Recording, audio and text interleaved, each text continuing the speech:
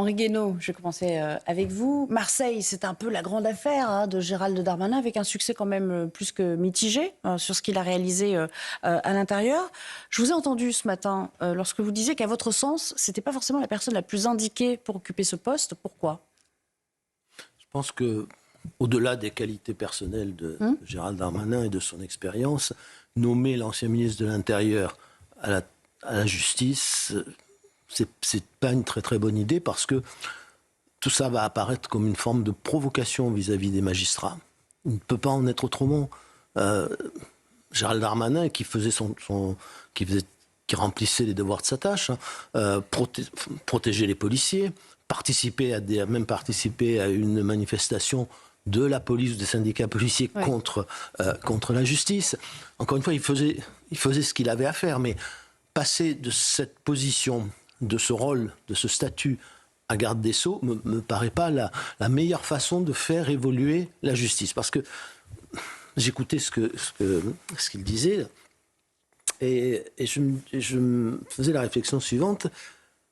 Le ministre de l'Intérieur ne fait pas les lois. Le ministre de la Justice ne commande pas les magistrats. C'est-à-dire que dans les deux cas, alors c'est vrai pour Gérald Darmanin hier et pour Bruno Retailleau aujourd'hui, et c'est vrai pour Gérald Darmanin place Beauvau, dans les deux cas, ils ne peuvent pas faire la politique dont ils parlent. Voilà. Là, d'abord, cette politique ne peut être que la politique du gouvernement tout entier, dans une situation où le gouvernement a une majorité, où il peut faire voter des textes, et des textes qui aujourd'hui devraient être des textes qui rompent avec beaucoup de principes, généralement. Donc pour l'instant, ils n'ont pas les moyens de leurs ambitions. Donc ça, c'est impensable aujourd'hui. Mais il peut quand même émettre des directives pénales à l'endroit des procureurs. Non, alors c'est devenu... C'est une légende urbaine, ça ? C'est devenu un mythe.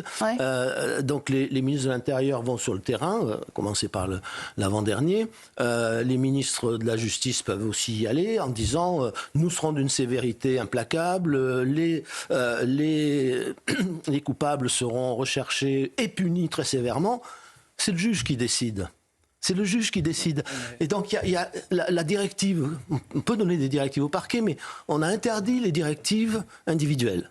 Donc, ce ne sont que des directives générales, genre... Libre à eux de les appliquer, etc. Au fond. Mais après, le parquet en fait, en réalité, ce qu'il veut. On aurait très bien pu imaginer garder des directives individuelles, mais qui seraient versées au dossier et qui serait rendu public. Le politique aurait été très prudent dans la façon dont il donnait des directives, mais il aurait pu, dans certains cas, parce que les crimes étaient abominables, parce que le pouvoir politique, qui est le seul, au fond, légitime à en juger du point de vue de l'accusation, aurait pu considérer que les délits ou les crimes commis mettaient en danger l'ordre social d'une façon telle que le procureur devait être plus sévère. Ça rejoint un peu ce qu'on disait tout à l'heure quand même sur l'efficacité en matière de justice. Quand il dit on veut des peines plus courtes et de la fermeté, c'est un peu du wishful thinking. Vous parlez de provocation envers les magistrats. Est-ce que vous ne pensez pas que la situation est tellement grave qu'il faut en passer par cette forme de transgression, au fond ?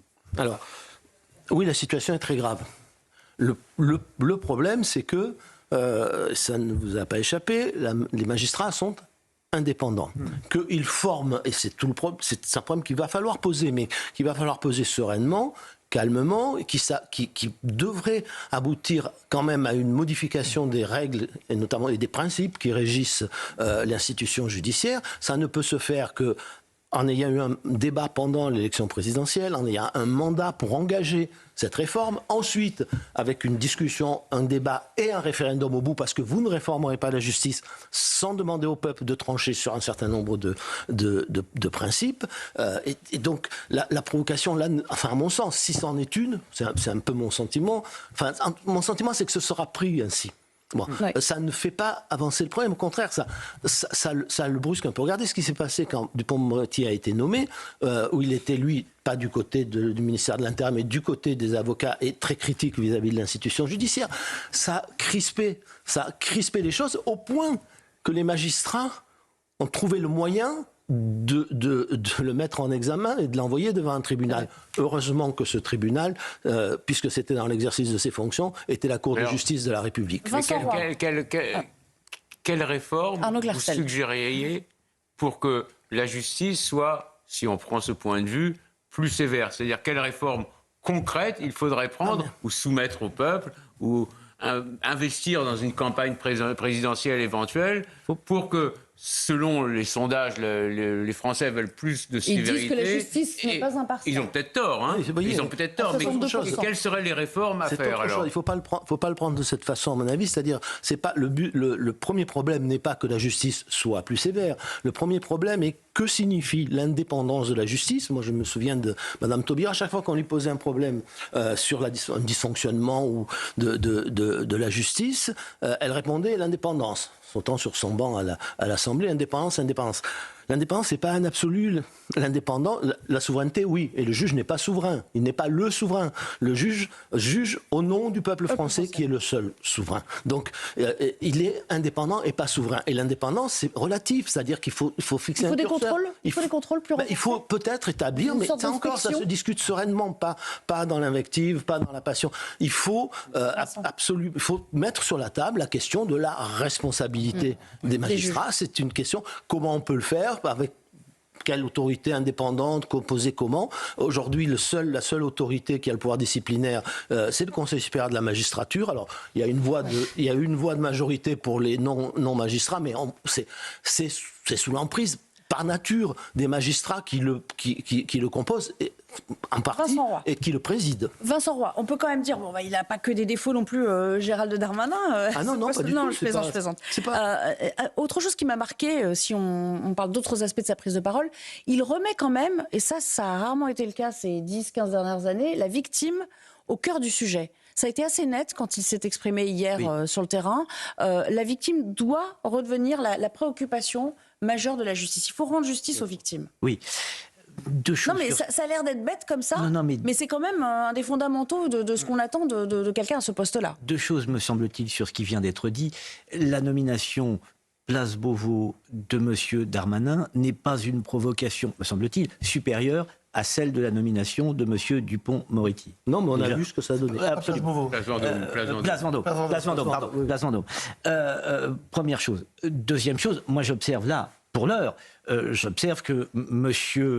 Retailleau est en vacances en Vendée. Il y avait une fenêtre de tir de 2 jours, que M. Darmanin est un communicant de talent, qu'à l'instar de M. Sarkozy, il a compris qu'il fallait occuper l'espace, il est en train d'occuper l'espace, et que quelque chose va se jouer entre les égaux, entre M. Ça va sans doute un petit peu entre M. Darmanin qui règle des comptes avec M. Attal et entre M. Retailleau qui va en régler avec M. Wauquiez. Enfin, tout ça est quand même... Voilà, j'observe qu'il s'agit là de la com.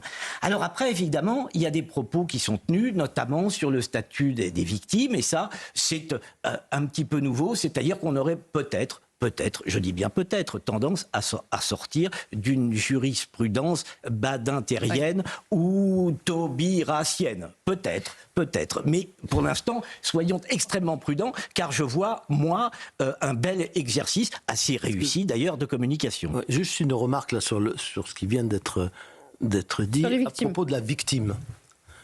Moi, je ne crois pas que le seul problème soit la victime. La victime est un problème, il y en a un autre. Il y a la société, qui elle aussi est une victime, et dont il faut prendre en compte la gravité des préjudices qu'on lui fait subir, parce que l'ordre social est la chose la plus essentielle qui soit. Quand il s'effondre et quand la justice se discrédite ou devient illégitime et que la police ne peut plus faire son travail, les gens se font justice eux-mêmes. Or, la justice est là pour éviter que les gens se fassent justice eux-mêmes. C'est la base du contrat social. Je vous donne un exemple. Oui. Vous agressez quelqu'un. Par exemple, un parent d'élève rentre dans une école et casse la figure du professeur parce qu'il a donné une mauvaise note à sa fille ou à son fils. Qui arrive quasiment tous les jours maintenant. Pas tous les jours, mais ça arrive de plus en plus souvent, devant ses élèves. Le traumatisme pour ces enfants, le préjudice porté à la société, il est énorme. Eh bien aujourd'hui, on juge, la peine, elle est fixée à l'aune du nombre de jours d'interruption de travail infligés à la victime. Et il faudrait le voir comme plus global. Et il faut voir aussi le reste. Oui, et la gravité de la peine devrait être indexée sur le préjudice porté aussi à la société. Il faudrait voir le préjudice dans Non, mais c'est vrai. Il faudrait évaluer peut-être le préjudice autrement. Je veux que la parole revienne au peuple. Je ne veux pas bien sûr forcément polémiquer sur le fait de savoir s'il est le bon ministre pour la justice ou pas. Ce que je pense sincèrement, c'est que le duo Retailleau-Darmanin est un excellent duo pour rassurer les Français. Je pense que à la base, quand on a deux personnes, et c'était toute la problématique pendant des années, on s'est toujours plaint d'avoir, on a toujours le fameux duo police-justice qui fonctionne de guingois, totalement déséquilibré.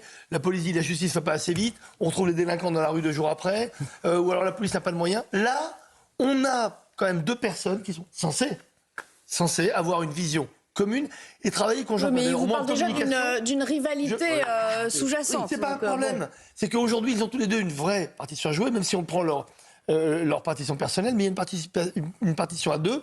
D'ailleurs, moi, en termes de com, je leur conseillerais de se montrer plutôt à deux sur le terrain. Oui. Bon, on les jugera à c'est ça l'aune qui des paraît- résultats et pas de deux Il qui faut vont pouvoir savoir, est-ce établir. qu'on veut rassurer les Français ou est-ce qu'on veut jouer une partition personnelle? En matière de Tout est là. Arnaud Clarsfeld, puis Henri Hénaud. En matière de communication, dans tous les films américains que j'ai vus, que ce soit Clint Eastwood, Charles Bronson ou Sylvester Stallone, ils parlent peu, mais ils agissent beaucoup. C'est ce qu'avait Et dit en Michel France, Barnier, on a vous vous beaucoup de souvenez gens qui parlent beaucoup et finalement disent à peu près. Ça me rappelle quelqu'un, il n'y a pas si longtemps. Soit de droite ou de gauche. Henri C'est Guénaud. pas ma guerre. Je vais répondre à mon ami Tapiro qui met la communication au cœur de la politique. Je ne sais pas si on rassurera les Français. Ce que je sais, c'est que à force de faire des promesses qu'on sait ne pas pouvoir tenir, même si sur le moment, tout le monde est content de recevoir ces promesses. Au bout de quelques temps, on se rend compte que rien n'a changé. Alors, pas forcément par la volonté des hommes politiques qui ont tenu ces discours, mais parce que le contexte, et en particulier le contexte juridique et politique, ne permet pas de faire quoi que ce soit. On finit par faire la politique de la communication, des mots et des marqueurs. Bien, seulement au bout d'1 an, 2 ans ou 3 ans, les gens se rendent compte que rien n'a changé. Que disent-ils? Ils disent, ils nous ont encore menti. Donc il va y avoir une désaffection électorale cette fois-ci? Mais je suis plus que certain que le problème soit simplement électoral. Hein. Je pense que quand les gens se disent ils nous ont menti, quand ils se répètent sans arrêt des années et des Comme années un mantra. que les politiques leur mentent, ça finit mal pour la démocratie. Plus que mentir, ils Donc pourraient vous dire êtes assez qu'ils sont- pessimiste, vous pensez qu'il va y avoir Je dis pas qu'ils ont une... menti, je Non, dis que les ils n'ont gens... pas été au bout. En fait, ils Une n'ont pas eu les moyens de leurs insurrection, ambitions. Et ils n'ont pas amené d'action sur le message. Moi, d'ailleurs, Mais les gens vont le recevoir, vont au bout de 2 ans ou 3 ans se dire ils nous ont encore menti. C'est ça le c'est danger. pour ça qu'ils sont contraints d'aller vers une action et une efficacité extrêmement concrète, rapidement. Oui, mais enfin, Rapidement, par tous les moyens possibles. Je passe un peu du... Enfin non, c'est lié, vous allez voir, c'est lié à la politique de Qui est le rénovation coq, urbaine. qui est l'âne. Non. Vous avez bien anticipé la suite. C'est lié, vous allez voir, à la politique de rénovation urbaine, quand on évoquait le cas de Marseille tout à l'heure. Il y a cet échange qui, moi, m'a interpellée. Je les recevais avant-hier, à vrai dire, sur le plateau, entre Juliette Méadel, nouvellement nommée à la ville, cette fois ministre déléguée de la ville, et Xavier Hofer, criminologue qu'on ne présente plus. Elle était sur notre plateau pour parler de rénovation urbaine et je vous propose de regarder cet échange entre eux. La rénovation urbaine et la politique de la ville, aujourd'hui, c'est ne serait-ce que 12 milliards d'euros de l'ANRU. Qu'est-ce que c'est? C'est on améliore des quartiers en difficulté, on change le cadre de vie et on remet la République au cœur du pays. Par exemple, l'éducation nationale, les mesures du dédoublement des petites classes dans les zones sensibles, par exemple des mesures de reconstruction, par exemple des mesures de lutte contre l'habitat précaire. Tout ça, c'est de l'intervention publique et c'est une politique qui, devinez, a été lancée par Michel Rocard en 1980. Très étonné des propos de Mme Méadel qui n'ont à peu près aucun rapport avec la réalité sur les quartiers sensibles.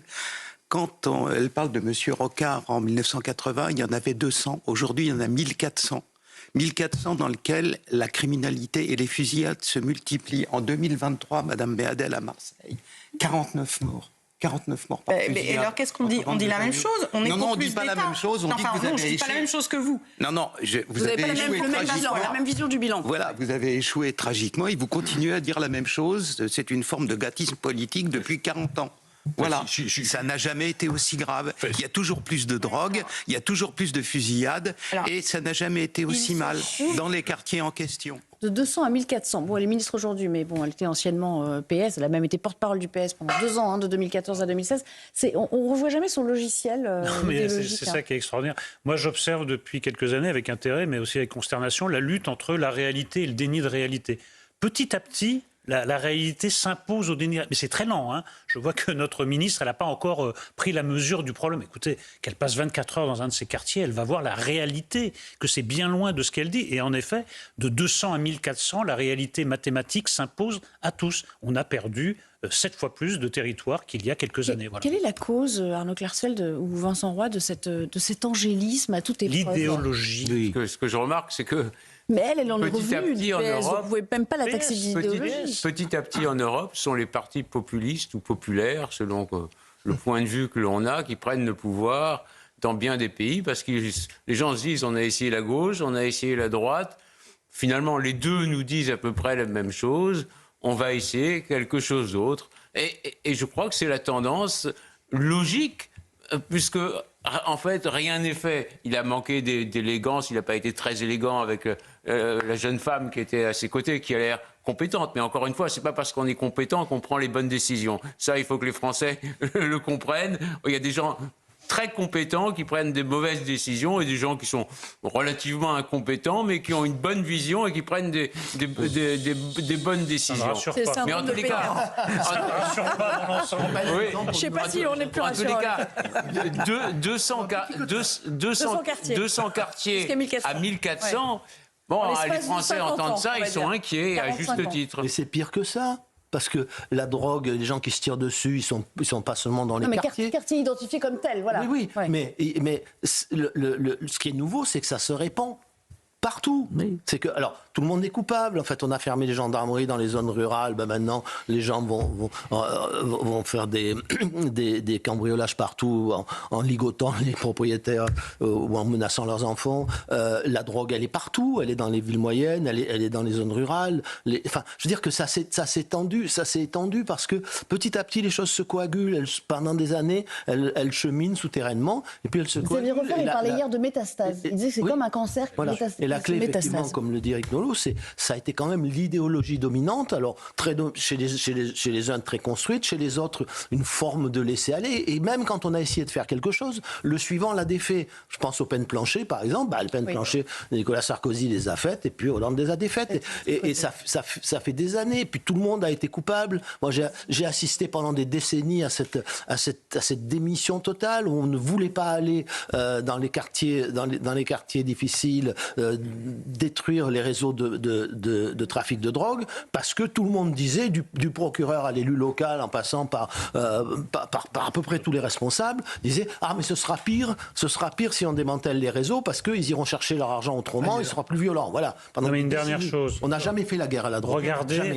Regardez comment le problème des consommateurs n'est plus jamais posé. Jamais. S'il n'y a pas de consommateurs, il n'y a pas de trafic. Ça, c'est l'éternel. Oui, mais regardez ce député. L'amende forfaitaire qui n'est pas recouvrée. Non, mais ce député qui se fait prendre la main dans le sac en train d'acheter de la drogue dans le métro auprès d'un dealer mineur. Andy Kerbrat. Non, On peut dire oui, son nom, on peut le dire son nom, puisque les maintenant. faits sont notoires. Andy Kerbrat. Écoutez, ça aurait dû faire un scandale incroyable. Cet homme aurait dû être en orbite. Ah mais non, il était malade. Mais écoutez, c'est pas ses possible. acolytes, Non, mais c'est pas possible que ça soit à ce point quelque chose d'anodin. La drogue est en train de détruire le pays, de détruire des milliers de vies. Évidemment, ils font vivre 250 000 personnes, mais ils sont en train de détruire notre société et on parle jamais des consommateurs. C'est un problème de société globale. Avec en outre, on en parlait hier, donc le sujet est encore frais dans ma tête, 17 drogues de synthèse qui sont arrivées sur le marché, dont on a une méconnaissance totale, on ne connaît pas les effets sanitaires, et donc ce manque de campagne de prévention, alors qu'on le fait, je l'ai encore entendu pas plus tard que ce matin sur les ondes en venant en voiture, une super campagne de prévention pour les fêtes de fin d'année avec la sécurité routière. Oui. Il n'y a pas du tout de campagne de santé publique. Et vous constatez bien, devant l'ampleur d'un tel problème, dont vous venez chacun de dénoncer finalement l'une des causes possibles, vous voyez bien que quelqu'un comme M. Darmanin, et là ça ne tient pas ni à sa personnalité, ni au fait qu'on l'ait nommé, etc., est en situation totale d'hypo-pouvoir à partir du moment où ça n'est pas tout un gouvernement avec une vraie légitimité, c'est-à-dire une majorité à l'Assemblée, qui peut prendre des mesures, et des mesures d'ensemble, compte tenu, encore une fois, de l'ampleur du problème du narcotrafic. Et pour la lâcheté aussi politique, dans les début des années 80, avec l'ère socialiste, il faut le reconnaître, on a laissé faire ce petit trafic de drogue qui était limité, on pensait à l'époque, aux quartiers difficiles, qu'on appelait les banlieues maintenant, on n'a plus le droit de dire cela, en disant « Oh, ça va régler comme ça les problématiques d'économie, de chômage au local ». Mais on n'a pas passé une seule seconde que des années après, d'où venaient les consommateurs, bien entendu, en dehors de ces quartiers-là. Et maintenant, c'est un problème global, hexagonal. Tout le monde est touché. Donc, encore une fois, il faut aussi que les politiques se remettent à avoir le seul pouvoir qu'ils n'ont pas, Donc la le consommation. courage, et qui remettent de la responsabilité. Et la ministre vous dit une chose extraordinaire. Elle vous dit, grosso modo, je traduis en caricaturant, certes, mais c'est ça, vous arrivez dans le quartier difficile, vous repeignez la façade, et le fait de repeindre la façade, Mais bien c'est sûr. remettre la République le au consommateur. cœur. Non mais c'est fou. Il faut arrêter de taper au portefeuille uniquement, ou alors beaucoup plus fort. Pour Qu'est-ce les qu'on peut faire? consommateurs Oui. Mais moi, je pense qu'il faut peut-être sévir avec les consommateurs, mais que ça, c'est pas la solution. Ça réglera du pas problème. tout. Bon. Ils sont des millions, voilà, ils sont des millions. Et Non, mais moi, il y a je pense aussi- 5 millions pour le cannabis. il y a aussi l'addiction, il y a tout ça. Mais quand même, s'il faut faire porter nos efforts essentiels sur quelque chose, c'est bien sur les trafiquants, mais avec en faisant la guerre. Voilà, mais la guerre, ça suppose un droit de la guerre et pas un droit ordinaire. Ça suppose des moyens de la guerre et pas des moyens ordinaires. Non, mais qu'on Parce que comprenne bien, Place Nette avec pas en allant éradiquer les petits points de mais deal. non, parce que Place Nette ou la compagnie de CRS qui reste 15 jours ici, puis Ça qui va après rien. est envoyé 15 jours là-bas, ça ne peut pas marcher. La guerre, c'est la guerre. Alors c'est pas la guerre, c'est pas la guerre entre l'Ukraine et la Russie. C'est la On va guerre pas- comme les États-Unis l'ont menée contre Pablo Escobar dans les années 90, quoi. Puis Oui, c'est on sait les armes de guerre. Ils l'ont perdu. Ils l'ont perdu. Bah, ils l'ont perdu. Il y a aux États-Unis, Il a été remplacé, on va aux dire. États-Unis, il y a 195 000 personnes qui meurent chaque année d'overdose, ou 150 000 personnes qui meurent Ah, mais il y a chaque d'autres année drogues encore d'overdose. plus dures On qui est sont- heureusement pas à ce sont niveau-là sauvées, bien sûr. en France. Merci, on est obligé de marquer une courte pause et on se retrouve juste après.